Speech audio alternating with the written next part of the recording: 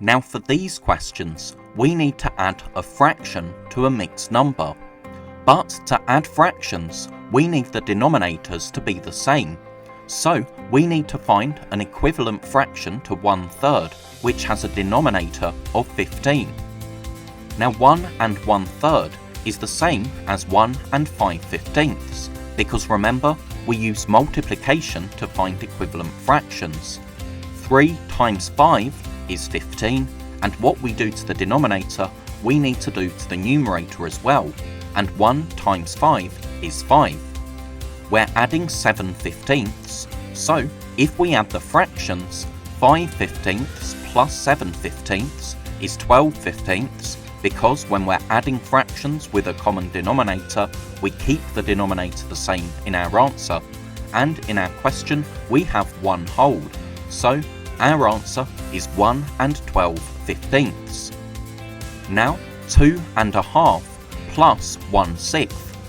Now 6 is in the 2 times table, so rather than 2 and 1/2, we can rewrite our question as 2 and 3/6 plus 1/6.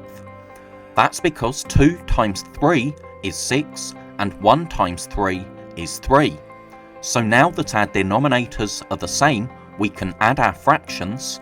3/6 plus 1/6 is 4/6, and we still have our 2 wholes, so our answer is 2 and 4/6.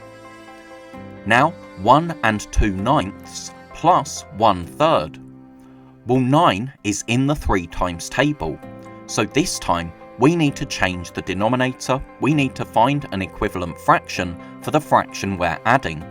So we can still write 1 and 2/9, but instead of adding 1/3, we can add 3/9.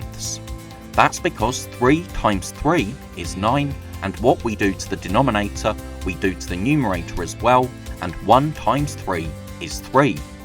So now that we have a common denominator, we can add our fractions. 2/9 plus 3/9 is 5/9, and we still have our 1 whole, so our answer is 1 and 5/9. Thank you so much for watching. I really hope that was helpful. If you're a teacher or a parent, then please subscribe or go to keystage2maths.com to download resources for this lesson and many more.